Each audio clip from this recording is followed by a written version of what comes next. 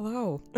After a 7-month hiatus from my first video, I'm back. Sorry it took so long. Life likes to happen, and you can't always control what it decides to make happen, or for how long the series of different unexpected events will go on for. In fact, I'd say most of the time you can't. But I'm here now, and throughout these months, while I have been working on and off on scripts for full essays like my Penny Dreadful video, I've realized there are a lot of movies that I really enjoy that I'm probably never gonna make a full video on, but still deserve to be talked about. Because I watched some of these films years ago, and I'm still thinking about them, which says a lot. So this is the start of my new series, Films I Still Think About, in which I show you 3 films I'm still thinking about, for good reasons, obviously. Each part of this series' episode names are going to correlate to one element that all 3 movies have. All of these videos will be spoiler-free, of course, so you all can go watch these movies without having them spoiled. And while I am numbering them, they aren't in any particular order. It's not like number 1 is the one I think you should watch the most,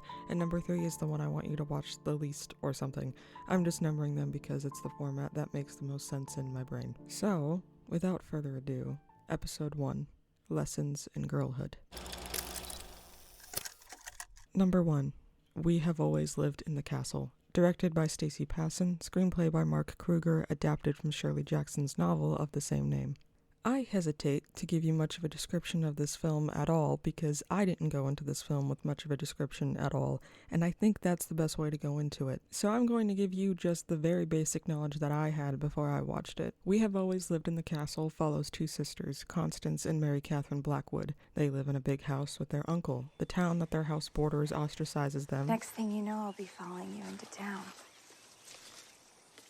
You wouldn't like it very much. Especially the 2 sisters. My mom says you and Constance eat rats. Oh, you witch! Because at one point, their parents were poisoned during dinner, but somehow the 2 sisters and their uncle survived. So naturally, everyone assumes some combination of them did it. Until one day, their very sheltered lives get turned upside down when their cousin comes to visit. Good morning, Cousin Mary.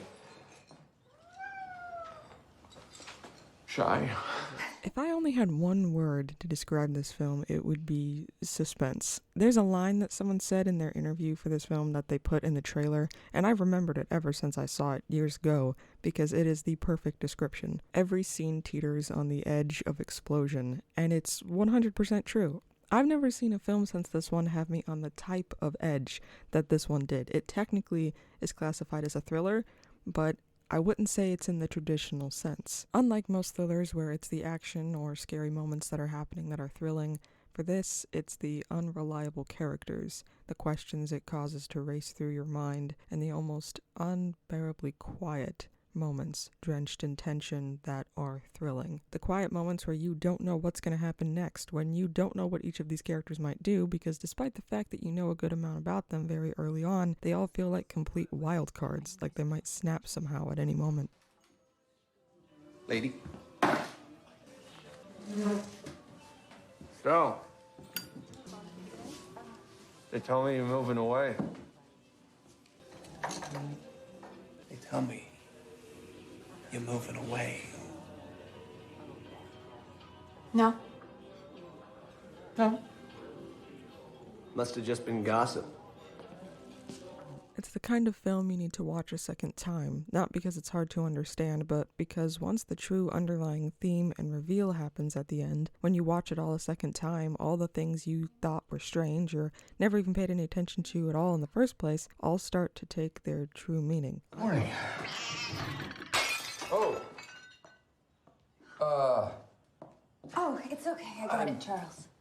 I also really enjoy the visuals. The colors are super saturated, which works as a nice contrast to the dark themes of the story. It lets you know visually that these characters are putting on a front, that things are happy and fine, but underneath the surface, something is waiting to boil over. The acting is also great. I mean, this cast is pretty out of this world. You've got Sebastian Stan, Alexandra Daddario, Thaisa Farmiga, Crispin Glover. One last thing I love that I want to mention is that Mary Catherine literally tells you within the first scene of the film all the basics of who she is, her sister, and where she lives. My name is Mary Catherine Blackwood.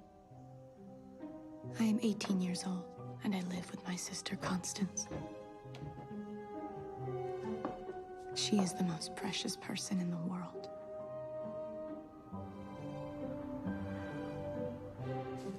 The Blackwoods have always lived in this house.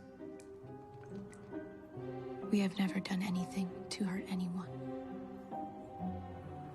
We put things back where they belong. And we will never leave here, no matter what they say or what they do to us. Never.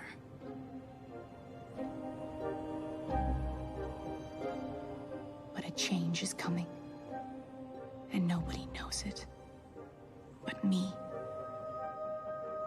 And though one might think that's a lazy intro, oh, that's telling and not showing, that's filmmaking 101, how could they make this mistake? I think it's done with a very specific purpose in mind, actually. It gives the audience a subconscious false sense of security about these characters, because we are being told by the character who she is, who her sister is, but we haven't seen who they are, and only a person's true colors really come out in times of distress, like when Cousin Charles comes to visit. There you are. Constance's father's book has fallen from the tree. It's our cousin, Charles Blackwood. I knew him at once. He looks just like Father. It's a pleasure to finally meet you, Mary. Got a hug for your cousin? Maricat. He's come to see us. Number 2. Light of My Life, directed and written by Casey Affleck. Maybe it's just because The Last of Us had us all in a chokehold for months, but when I saw this film on Prime and read the synopsis, I was expecting this to be a very Last of Us type scenario. A father protecting his young daughter in an apocalypse, and people want to get her for various reasons because she's rare and special in some way. And while yes, these two properties do have those similarities, that's where they end. Light of My Life follows Dad, we never learn his actual name, and Rag, also not her real name, his daughter whom he's having to hide in a world where a sickness attacked the female population, almost wiping them out entirely. If you're like I was and are going into this with the idea that there's going to be action and intense scenes where they're having to run away from some government officials who want to take the girl away, or some group of men who want her for God knows what, and for that to be the majority of the plot, you'll be proven wrong quite quickly. At least for the most part, there is some intense stuff in this film. This is a story about a father raising a daughter, what daughter and father relationships are like, and the unique intricacies and obstacles that come with that, all set in the backdrop of an apocalyptic world that makes all of these moments real fathers have with their daughters over the course of several years, unfortunately have to happen within the span of a few weeks, as the inciting incidents of the story makes Dad realize he'll have to deal with the parenting stuff he's been avoiding, kind of all at once. It's really cool to see the difficult or under-talked about sides of parenting we put to screen, and in a very interesting setting, to say the least. One of my favorite things about this movie is the first scene. It is 10 minutes long, takes place in a small tent, and is almost entirely one take at one point, and yet somehow it is never boring. It is mostly one take of Casey Affleck doing what is the most convincing monologue of a character telling an improvised story I've ever seen. News story about a young girl. Don't make it about me. I'm not making it about you. It's about a young girl, fox, named Jamie. Dad, that's the girl from the mountain book. I told you. Okay, this is the story about a young girl fox named Goldie. And she had a husband because she was a grown-up fox. And her husband's name was Art. And they were grown-ups, so they lived together in a hole, and in their foxhole. And Art was kind of a tinkerer, a scientist, an inventor, a futzer and fiddler, and he liked everything to be very clean and neat in the hole. He was very fastidious about this and that little thing, and he liked quiet time in the hole, and Goldie was very, very tough and outdoorsy, so it was very, very different. Dad, I said don't make it about me. I'm not making it about you. It's about a fox named Goldie. Well, I'm tough and outdoorsy. You say that all the time. Okay, so what? So this is about a fox named Goldie in a foxhole. Like, that is all scripted. That is Casey Affleck reciting lines from a page that he read that he wrote. Like, I'm not a big acting critic. I don't know enough about the process to really be one, I feel like, but I can spot a good performance when I see one, and dang, Casey Affleck is a powerhouse in this film and pretty much everything else he's in, let's be honest. Manchester by the Sea. How you feeling? Better. Yeah? Yeah. You sound better. The Assassination of Jesse James. You ought not think of me like you do George Shepard. You brought him to mind. It's not very flattering. Paranorman. That's not to discredit Anna Niowski, who plays Rag. She plays her very convincingly. She's not annoying or unrealistic. She actually feels like a preteen girl who's being forced to play this role of a boy and live in this world that wants nothing but to use her. It all fits. Wow. Take that off. Take it off. Come downstairs. I wasn't even leaving the room.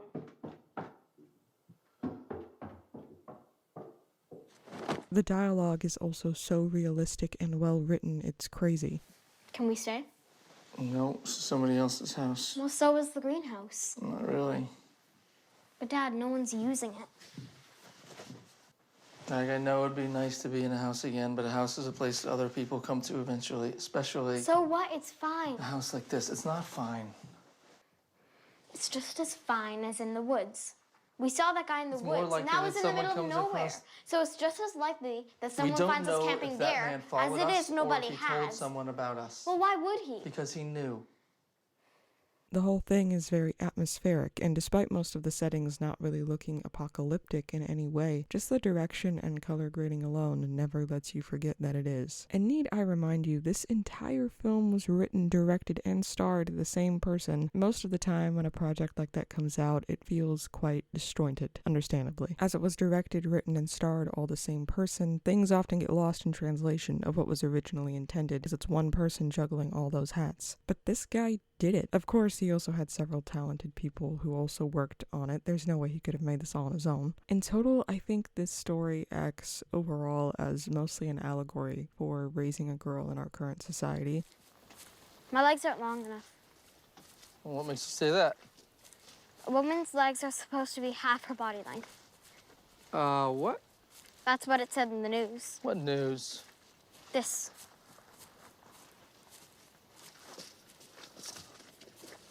Did you get this from the library? Yeah? Those magazines are full of lies, kid. They lie about who people are and what they're supposed to be like. But it said scientists say. Anybody can call themselves a scientist, and anyone can write anything they want in a magazine. Do you know how long a woman's legs are really supposed to be? How long? Long enough to reach the ground. Do your legs reach the ground? Yeah. Well, then they're perfect. The dangers of bad men, and how despite them being treated mostly like they're lesser than, the world would collapse without women. And why do we have to have all the red alerts and... Just because people aren't getting sick anymore doesn't mean that the world is completely right again.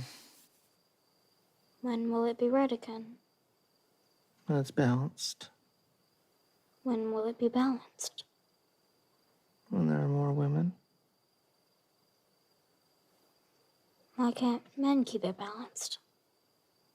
Because they were scared and sad and lonely, and that made them angry, and when they were angry, they lost sight of everything that was important and good in life. Number 3. What Maisie Knew. Directed by Scott McGee and David Siegel, screenplay by Nancy Doyne, Carol Cartwright, and Henry James, adapted from the novel of the same name. What Maisie Knew, despite it not being a thriller that follows a troubled, sheltered girl who, along with the rest of her surviving family, are accused of killing the rest of their family, or even a story that serves as an allegory for the dangers and complexities of raising and growing up as a girl, except set in an apocalypse, this one might still be the most upsetting in some regards. What Maisie Knew is a story told completely from the perspective of of a 7-year-old girl named Maisie. Julianne Moore plays the mother, an emotionally unstable, egotistical, neglectful musician, and Steve Coogan plays the father, a self-centered, also egotistical, also neglectful art dealer. And then the star of this movie, and the reason I think the whole story works, is Onata April as Maisie. Onata April was, I think, even a year younger than her character when this was filmed, but her performance in this movie is by far the best acting I've seen from such a young performer. While watching this for the first time, I legitimately thought that the majority of her lines were improvised because they were delivered so naturally. You know what? Well, you could buy turtles on the street. They keep them in buckets and they're only $1. Really? Wow. But according to this interview with Onata and Alexander Skarsgård, another actor in the movie, the majority of her lines were not improvised at all. Because it really felt like in the film that a lot of those moments were organic. Were they just things that happened as you guys sat around and played, or was it tightly scripted? It was scripted. It wasn't all improvised. It was definitely scripted, which makes it even more impressive how amazing Onata is in the film. She just has this phenomenal delivery where it feels so natural and real, and it is real. But it was actually scripted. We played around with the scenes quite a bit, like the scene Onata just mentioned, where we the castle, where it's a scene in the movie as well, yeah, that we kind of played around with a bit and rewrote it, and then on the day we always had a scripted scene, but then we'd improvise and ad-lib a bit, and so it's kind of a combination. Heck, this specific interview with Alexander and the directors basically just became them only talking about Onata because everyone agreed the most outstanding part of this film was her. And you know, I'm sure Alex feels the same way and has been talking about it. I mean, we got some kind of a crazy gift in that kid because not only is she supremely talented, and she really is a supremely talented natural actor, but she showed up for 7 weeks in a row, 5 days a week, long hours, just with like the most wonderful spirit and good nature and like friendly, and like you just couldn't say enough about that kid. No. Like I'm almost embarrassed, and it sounds like I'm speaking hyperbolically, but it was like she like fell from the sky to us.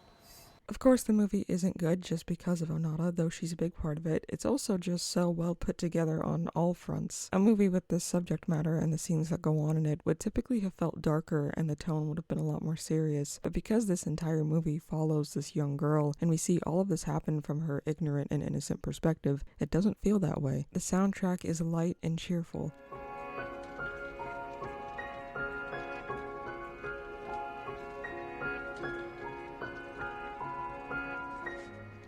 I like the blue one.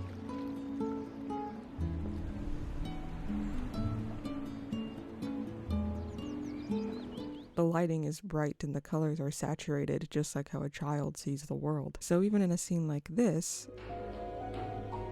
Pizza Man! Hi.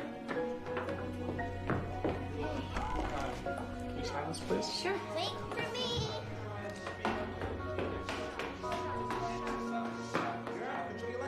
Pizza Man's here. You're paranoid because I'm not doing what all your friends do, which is say yes, Suzanne. I do. You haven't done anything. You haven't had a creative What have you moment done in in the last your 5 life. years? What have you done in the last 5 years? How jealous you are. I'm jealous. It's just that this is just you covering tracks again. Oh, they're yours?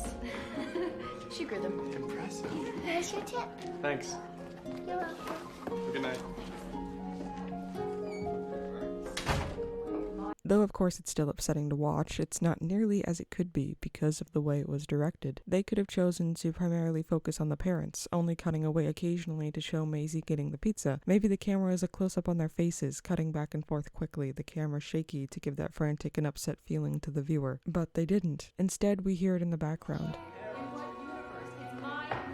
You're paranoid because I'm not doing what all your friends do, which is say yes, Suzanne. What I do It's not, you haven't done anything. You haven't had a creative What have you moment done in in the last your 5 life. years? What have you done in the last 5 years? Maisie running to grab money to give the pizza guy a tip, then downstairs, then handing him the money, all warm yellow lighting with a pleasant look on her face as if she's only barely aware of the seriousness going on right behind her. There is not a single scene that isn't from Maisie's perspective, meaning if Maisie isn't there, we don't see it happen, which was a risky move on the filmmaker's part. What if the audience wanted to watch the court case, or learn more about the parents' relationship and what caused their falling out? No, he didn't forget. He knows it's his pickup day. No, honeymoon, my ass. He's messing with me. Look, it's a violation of the court order, and he agreed to those dates before he left. You've got to be kidding me. Or witness anything else that Maisie wouldn't have been there for. What if the audience gets confused because these seemingly large pieces of the story are getting left out because they only know what she knows? I'm sure these were all questions the directors asked themselves before shooting, but they stuck to their guns, and their aim landed true.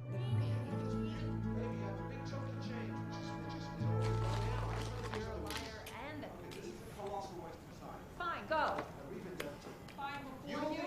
I think I'll do fine after you.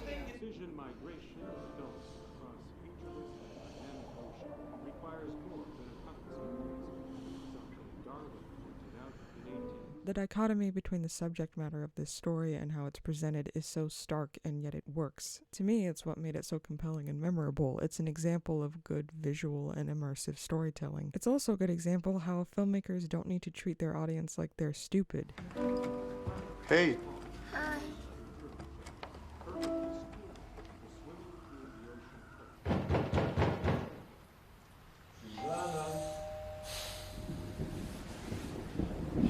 Hand feeding us the information like we can't put 2 + 2 together. This film doesn't do that. This film says, here's a girl stuck in a crappy situation that unfortunately a lot of kids go through, and now you're gonna go through it too to see what it's like, and see how despite the bad experiences and all the wrong that's being done, if you look for it, there are good days, there are good people, there is a good life waiting on the other side of the mess.